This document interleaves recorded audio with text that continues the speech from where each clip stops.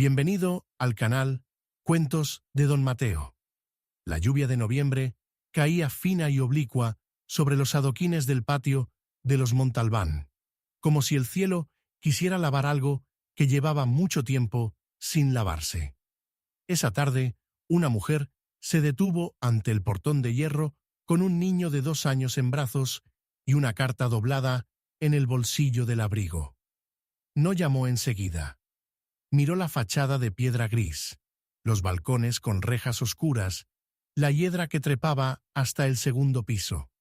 Luego miró al niño, que dormía con la mejilla apoyada en su hombro, los puños cerrados, como si también él supiera que no había lugar a donde ir si esta puerta no se abría. La mujer se llamaba Basilia Cerrato. Tenía 31 años, manos anchas de trabajar en fondas, y una manera de estar quieta que no era resignación, sino espera calculada. No pedía limosna. Nunca había pedido limosna. Llamó al portón con 3 golpes secos y esperó.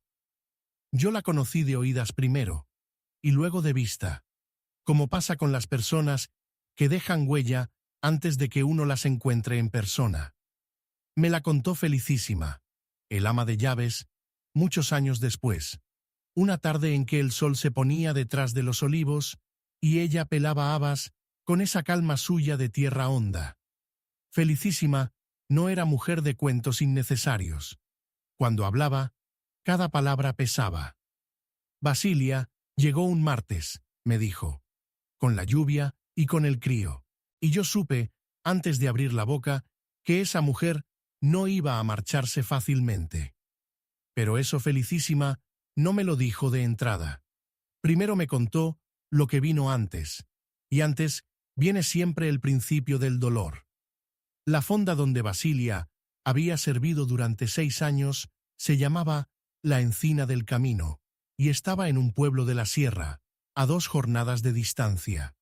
Había entrado allí con 22 años, recién llegada del campo, y había aprendido a llevar cuentas, a manejar la despensa, a conocer qué día había que airear las mantas y qué día había que dejarlas quietas, porque el olor a lavanda que desprendían era lo único que le daba algo de gracia al lugar.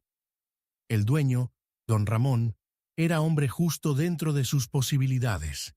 No pagaba mucho, pero pagaba. Y cuando la hermana de Basilia murió de fiebres, dejando al pequeño Teo sin nadie, don Ramón no dijo ni que sí ni que no al principio, pero tampoco la echó. Basilia llegó una mañana con el niño envuelto en una manta de lana azul, y lo dejó en el cajón grande del armario de la bodega, que era el lugar más cálido de la fonda, y siguió trabajando como si nada hubiera cambiado, que en realidad era la única estrategia posible. Teo tenía entonces 4 meses. Cuando llegó el noviembre de esta historia, tenía ya 2 años, y caminaba con esa torpeza feliz de los niños que todavía no saben que el mundo puede ser hostil. El problema fue el nuevo dueño. Don Ramón murió en agosto. Su hijo, que vivía en la capital y no había pisado la fonda en 10 años, la vendió antes de que acabara el mes. El comprador llegó en septiembre con su propia cuadrilla, una cocinera de su pueblo, 2 mozas jóvenes, un contable que llevaba cuaderno propio. No necesitaba a Basilia, y un hombre que no necesita a alguien raramente busca razones para quedarse con él. «Tiene usted hasta fin de mes», le dijo el nuevo dueño, un hombre de bigote recortado y levita oscura que olía a agua de colonia cara. «Le dejo el mes completo por cortesía». Basilia dobló el delantal, recogió lo suyo en un atillo y no dijo nada que no fuera necesario. Tenía esa costumbre, guardar las palabras para cuando importaran de verdad.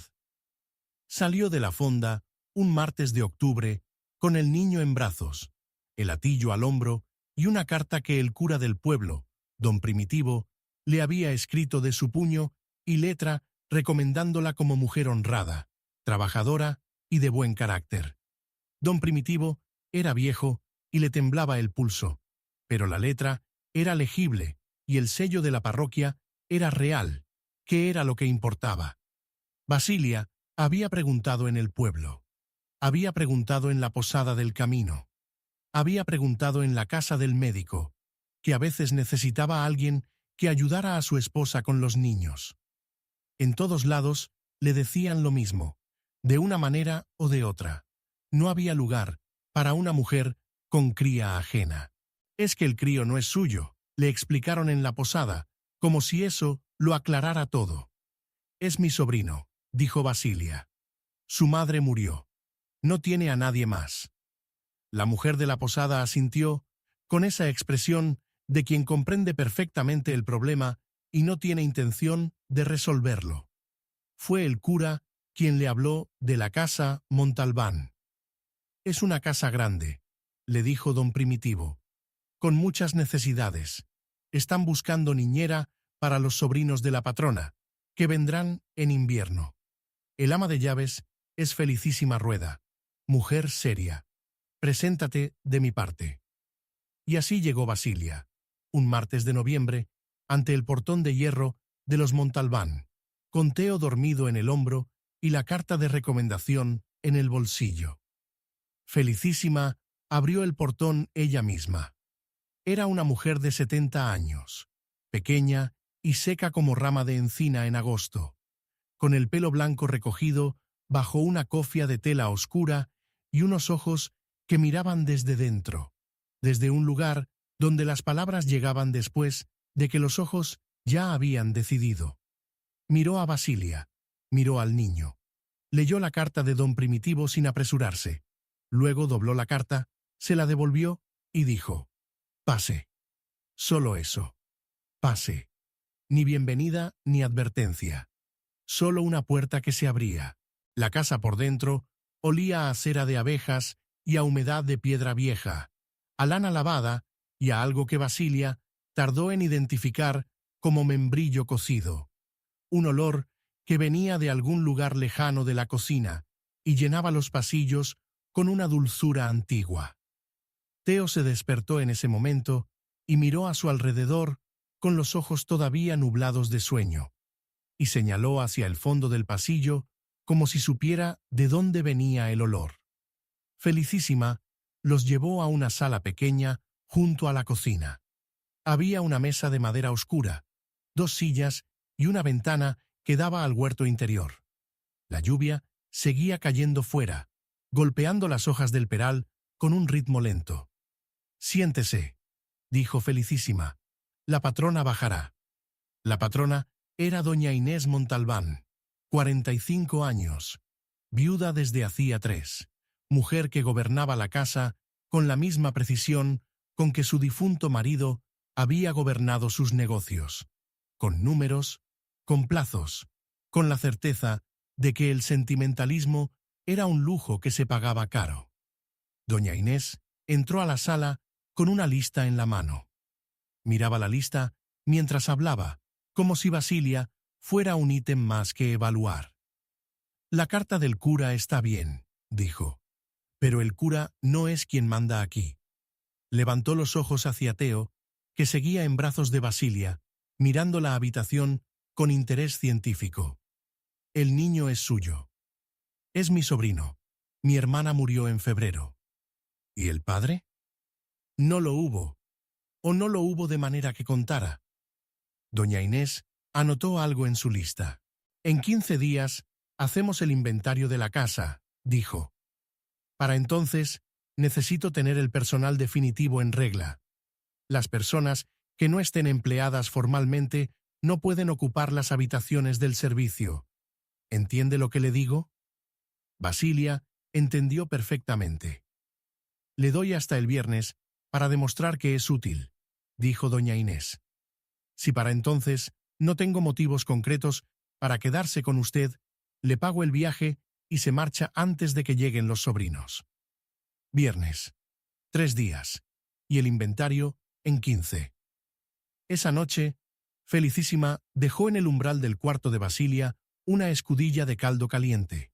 No llamó, no esperó, simplemente lo dejó allí, sobre el suelo de piedra, con una cuchara de madera apoyada en el borde, y se marchó por el pasillo sin hacer ruido.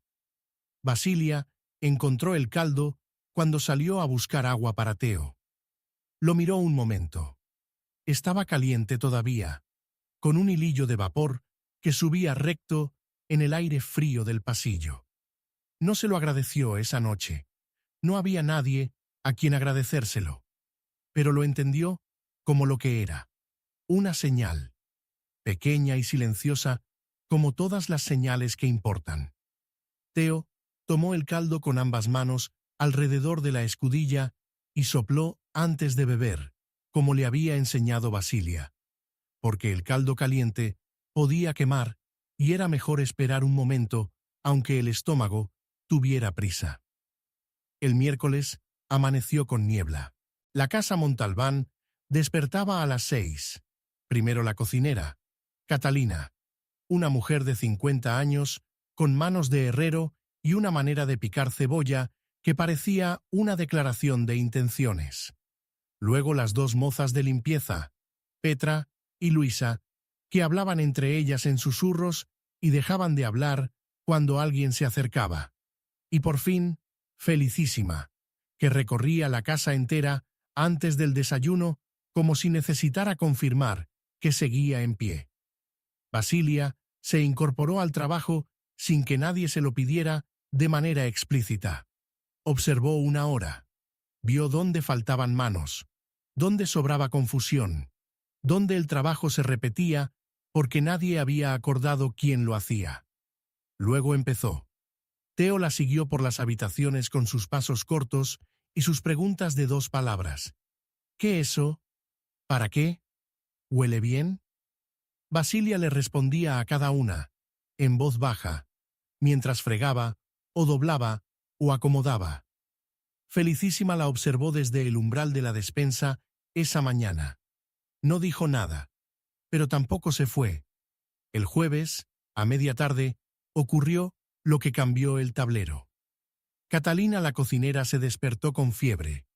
No una fiebre leve de las que se pueden trabajar, una fiebre alta, con escalofríos y una tos que salía de lo hondo como si tuviera el pecho lleno de agua.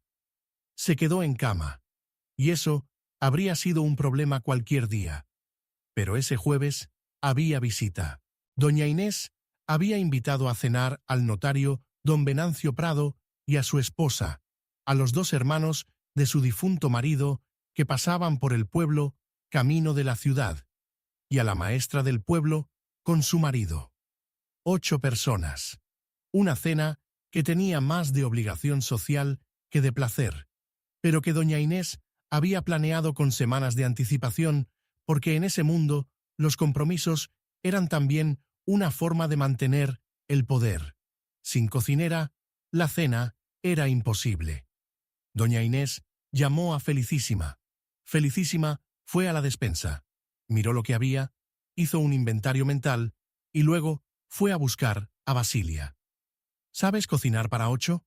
Le preguntó, sin rodeos. Depende de lo que haya en la despensa. Ven a verlo.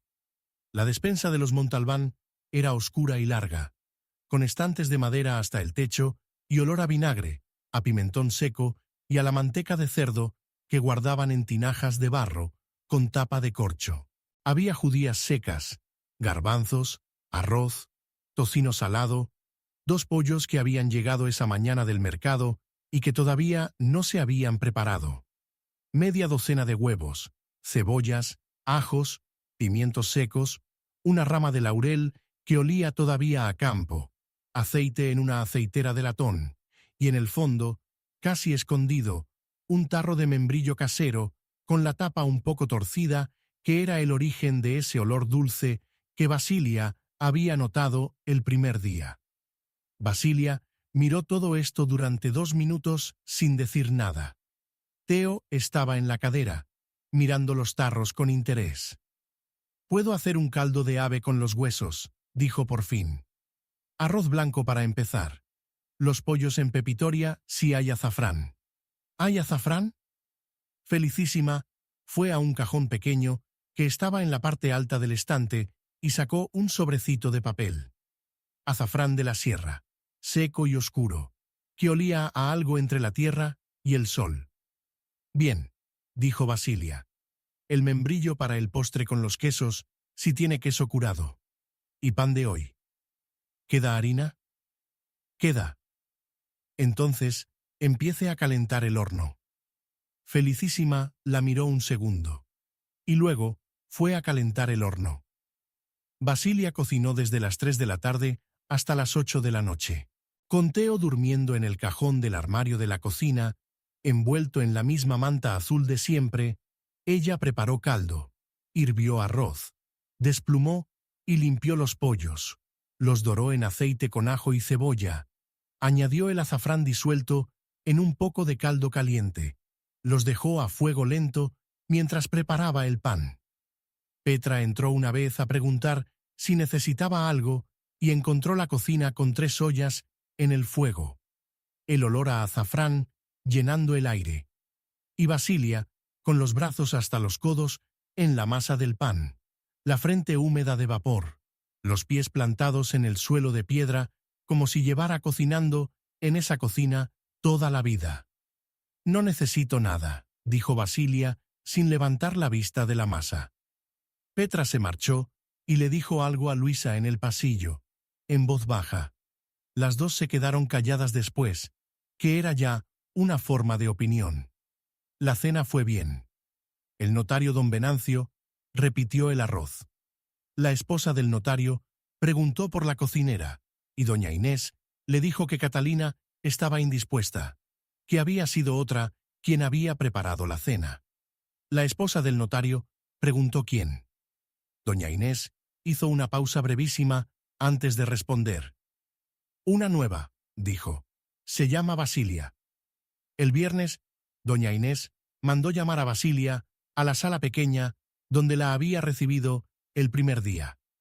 Basilia llegó con Teo de la mano, porque no había dónde dejarlo a esa hora. Doña Inés tenía la lista de siempre sobre la mesa, pero esta vez no la miraba. La miraba a ella. La cena estuvo correcta, dijo. Don Venancio me preguntó esta mañana si pensaba contratar formalmente a la cocinera nueva. Basilia esperó. No la contrato como cocinera, dijo doña Inés. Catalina se recuperará. Pero necesito a alguien para los sobrinos, que llegan en diciembre, y alguien que sepa manejar la despensa cuando Catalina no puede. ¿Sabe usted de remedios? Algo. ¿Algo qué? Sé de hierbas de campo, lo que se usa para la fiebre, para el catarro, para los dolores de estómago. Mi madre lo sabía y me lo enseñó. Doña Inés anotó algo. Quedará usted empleada formalmente a partir del lunes, dijo. Aprueba hasta el inventario. Si para entonces no hay quejas, la confirmo. Basilia asintió. El niño se queda en las habitaciones del servicio, continuó doña Inés, pero ha de permanecer fuera de la vista de los invitados. ¿Entendido? Entendido. Y no quiero afectos, añadió doña Inés en ese tono que tenía de quien dice algo que debería ser obvio. Esta es una casa de trabajo, no una casa de familias.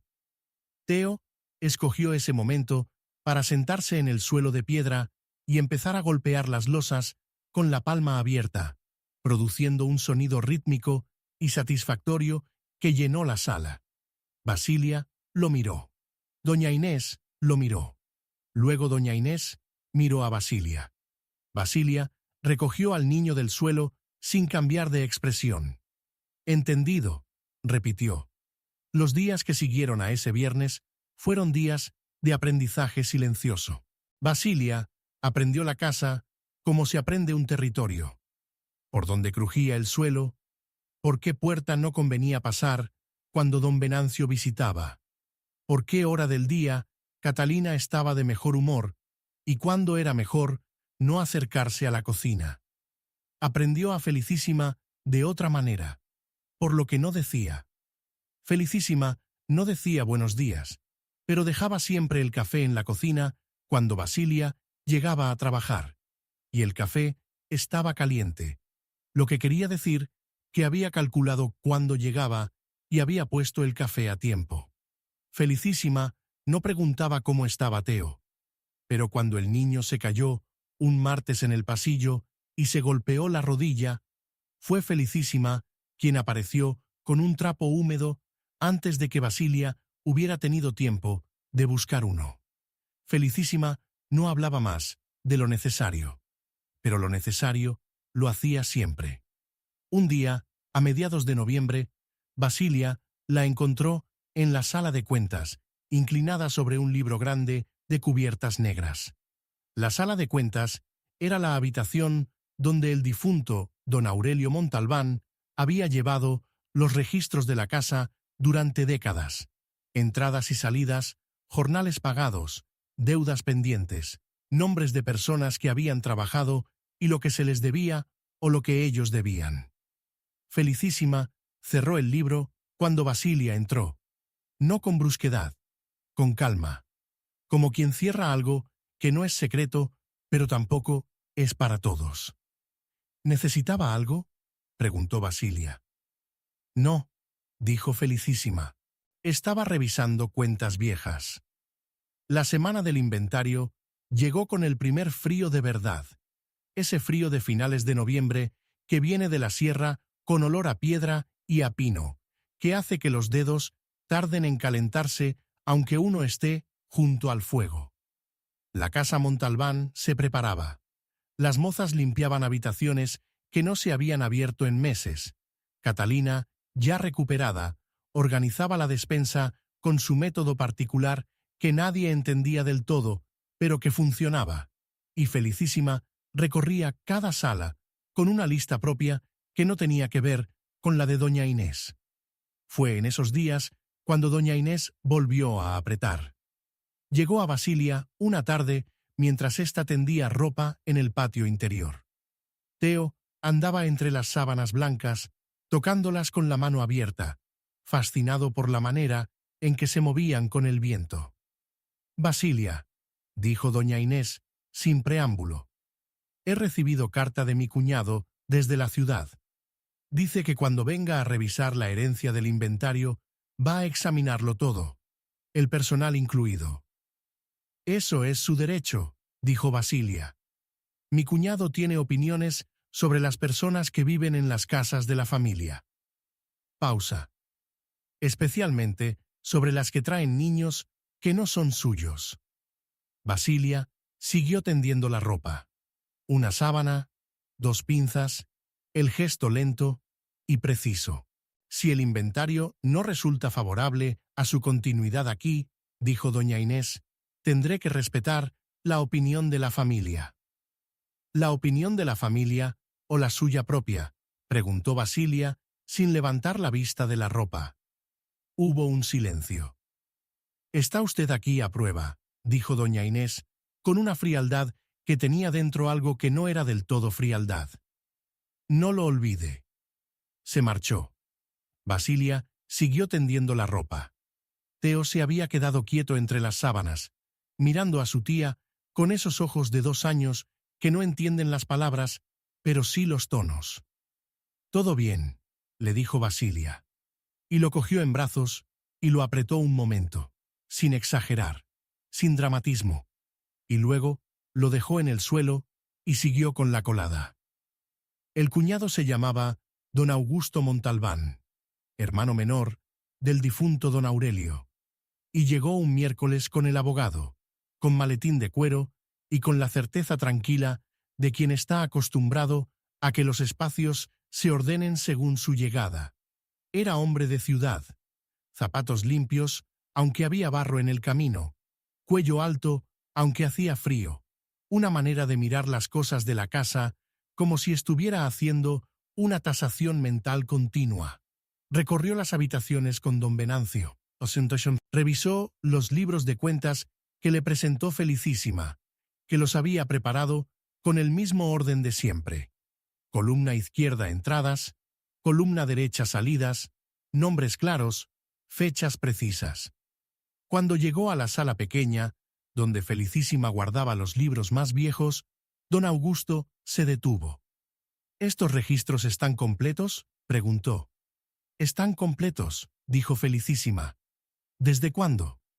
Desde el año 40. Antes de eso, hay libros también, en el armario del fondo. Don Augusto no abrió el armario del fondo. Siguió adelante. Por la tarde, mandó llamar a Basilia.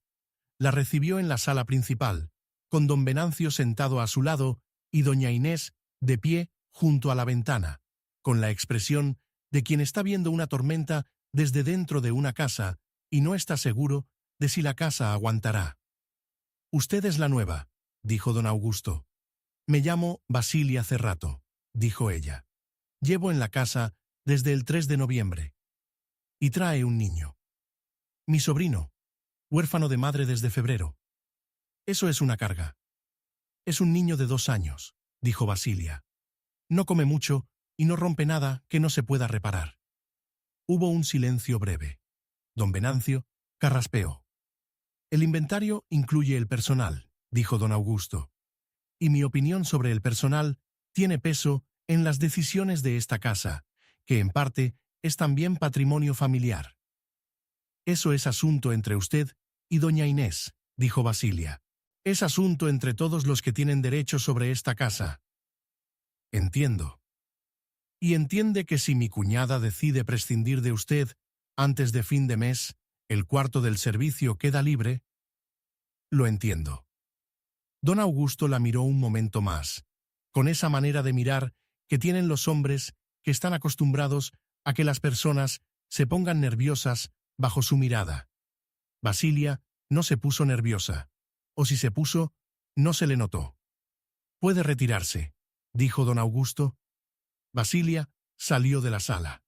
En el pasillo, apoyó la mano en la pared de piedra fría un segundo, solo un segundo, y luego siguió caminando. Esa noche, cuando la casa estaba dormida, Felicísima fue a la sala de cuentas. Basilia lo supo porque oyó sus pasos en el pasillo, esos pasos cortos y secos de mujer que ha aprendido a caminar sin despertar a nadie. Se quedó quieta en su cama, escuchando. Teo dormía a su lado, con la respiración honda de los niños que duermen bien cuando están cansados. La vela de Felicísima pasó por debajo de la puerta como una línea de luz naranja. Y luego se fue. Basilia no fue a preguntar. No era el momento. El inventario se hizo el jueves. Don Venancio revisó documentos. Don Augusto revisó habitaciones. Y Felicísima acompañó a ambos con su lista propia y su silencio de siempre, respondiendo a las preguntas que le hacían, y no respondiendo a las que no le hacían, que era su método desde hacía décadas. Al final de la tarde, don Augusto se reunió con doña Inés en la sala principal. Basilia estaba en la cocina, ayudando a Catalina con la cena, cuando Petra entró y le dijo en voz baja que la patrona y el cuñado llevaban más de 1 hora hablando y que no se oía bien qué decían, pero que el tono no era de acuerdo. Basilia siguió pelando patatas. «¿Tú crees que te van a echar?», le preguntó Catalina, que era mujer directa cuando le convenía. «No lo sé», dijo Basilia. «Felicísima no te echaría», dijo Catalina en voz más baja. «Eso sí lo sé yo. Felicísima no es la patrona». «No, pero Felicísima lleva en esta casa desde antes de que naciera la patrona.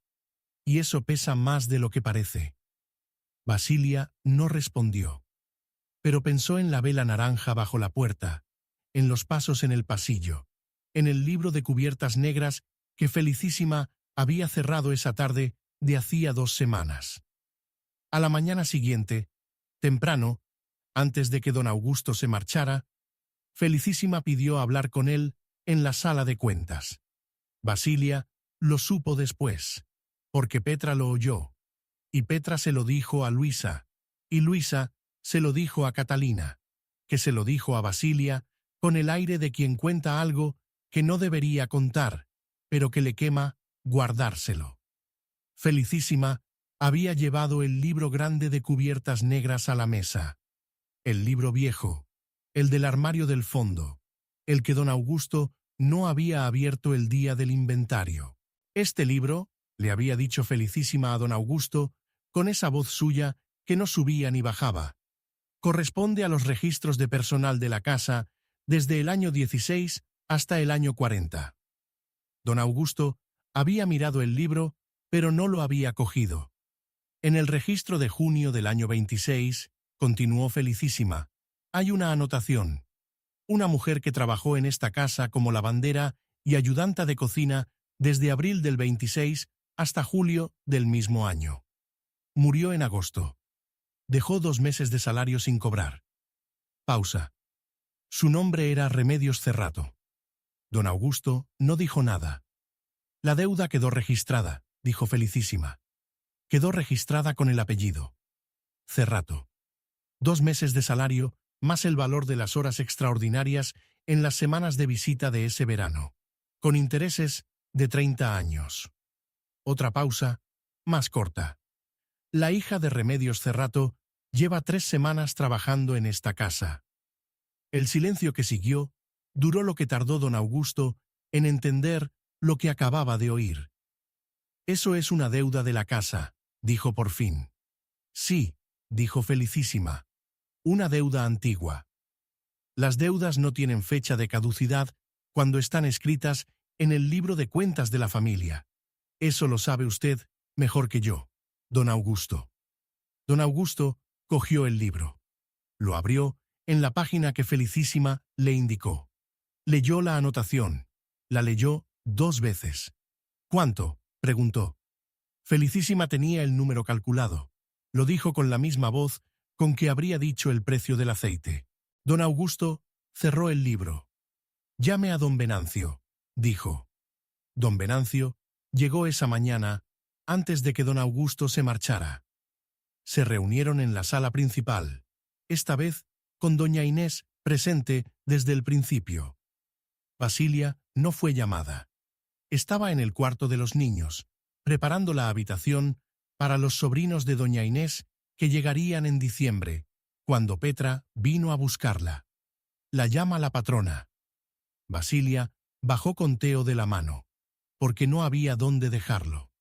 En la sala principal estaban doña Inés, don Augusto, don Venancio y Felicísima, de pie junto a la ventana, con las manos cruzadas delante como siempre.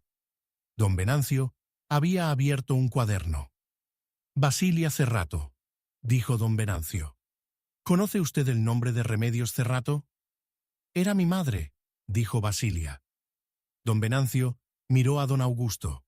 Don Augusto miró a doña Inés. Doña Inés miró a Felicísima. Felicísima no miró a nadie en particular. «Su madre trabajó en esta casa en el año 26», dijo don Venancio. «Murió antes de cobrar 2 mensualidades. La deuda quedó registrada en los libros de la casa». Basilia no dijo nada. Miraba a don Venancio con esa espera suya, calculada y quieta. «Conforme a los libros de cuentas de la familia», continuó don Venancio, «la deuda es válida y exigible. Su cuantía, con los intereses correspondientes a 30 años, asciende a una cantidad que...».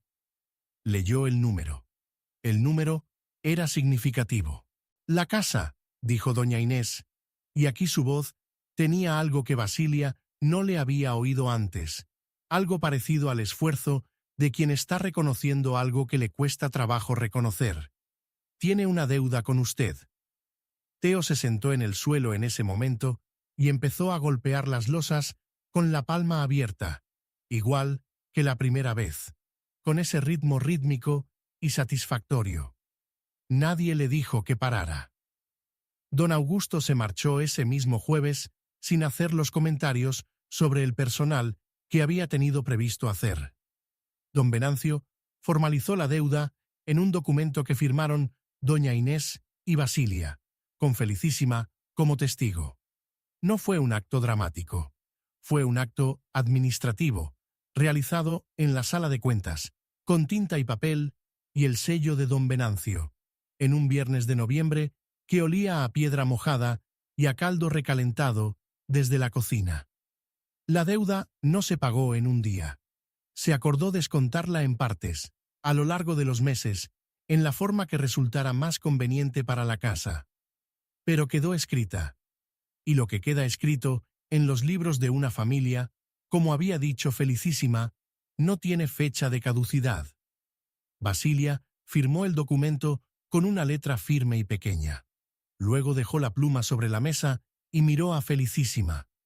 Felicísima le sostuvo la mirada un momento. Solo eso. Un momento. Basilia comprendió entonces la escudilla de caldo del primer día. Los pasos en el pasillo. El libro cerrado con calma. Los 30 años de un apellido anotado en una página de cuentas. Esperando. Felicísima había sabido quién era Basilia antes de abrir el portón. Por eso lo había abierto. Diciembre llegó con los sobrinos de doña Inés. 2 niños de 5 y 7 años, Julito y Carmen, que llegaron en carro con una maleta grande y la energía desordenada de quienes han viajado mucho y necesitan un lugar donde gastarse. Teo los miró desde el umbral de la cocina con los ojos muy abiertos, y Julito lo miró a él y le preguntó cómo se llamaba, y Teo dijo, Teo, con la seriedad de quien está dando una información importante. Y Julito asintió como si eso fuera exactamente lo que necesitaba saber. Y los tres desaparecieron en el pasillo de los juguetes. Basilia observó esto desde la puerta. Catalina llegó a su lado con un trapo en la mano. «Ya están», dijo Catalina. «Ya están», repitió Basilia. El invierno fue largo, en la casa Montalbán, como son largos los inviernos en esa sierra, con niebla que no levantaba hasta el mediodía, y noches que olían a leña quemada y a lana húmeda secándose junto al fuego. Pero fue un invierno trabajado, que es la mejor clase de invierno.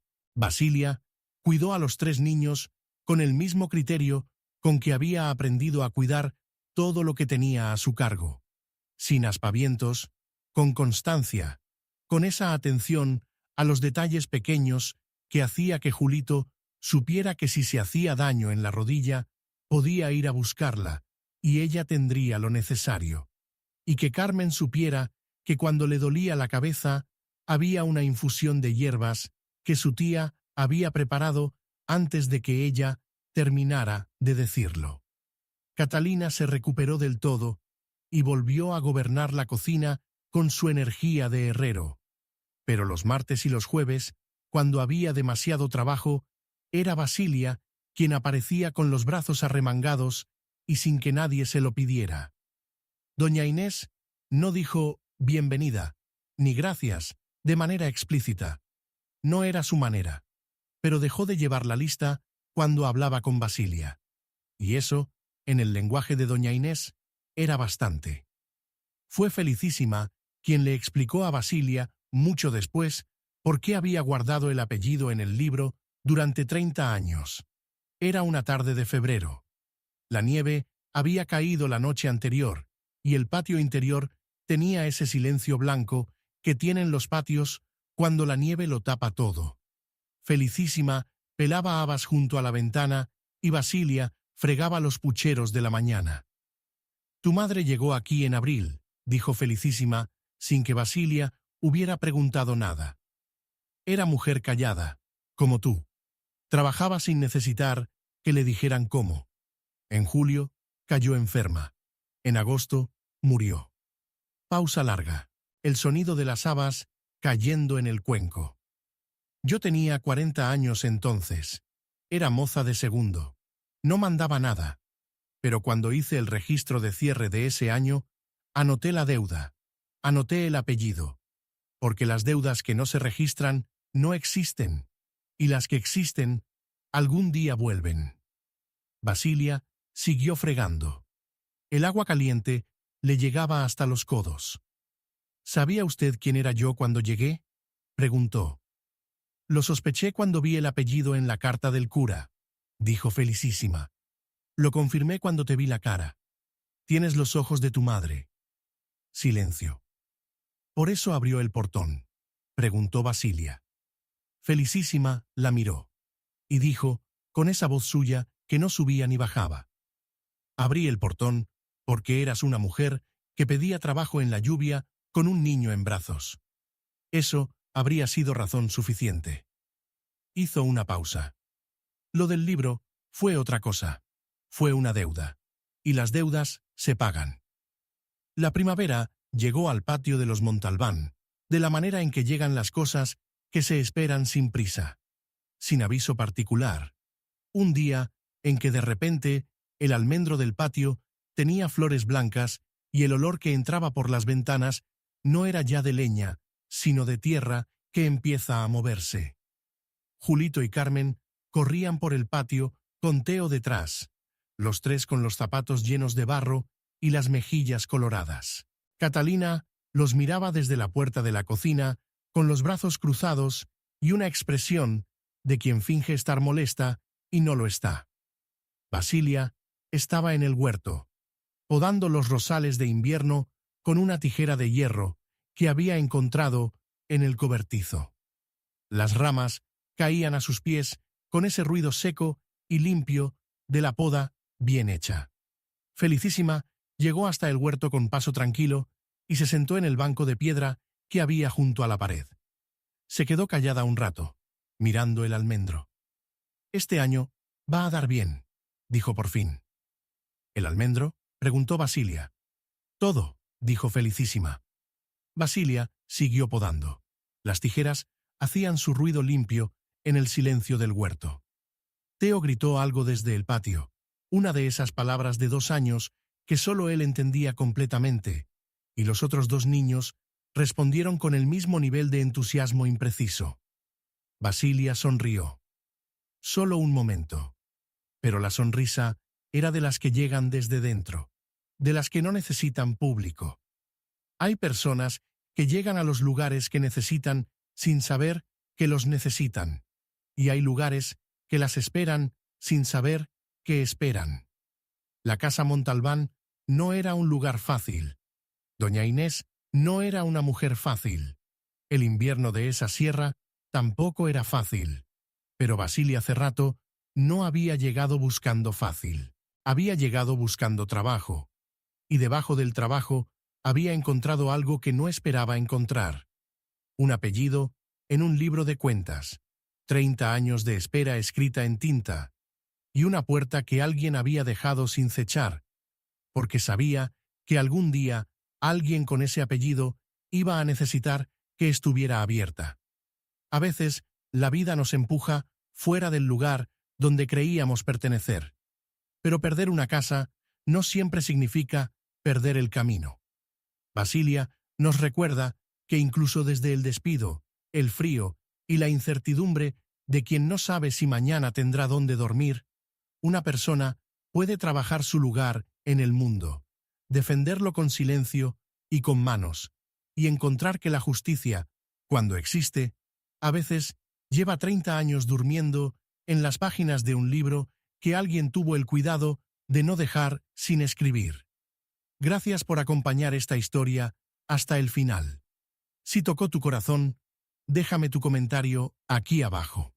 Los leeré todos con mucho cariño. No olvides suscribirte al canal para seguir compartiendo más relatos llenos de emoción, de memoria y de vida. ¿Alguna vez encontraste, sin buscarlo, que alguien había guardado algo para ti desde antes de que te necesitaran?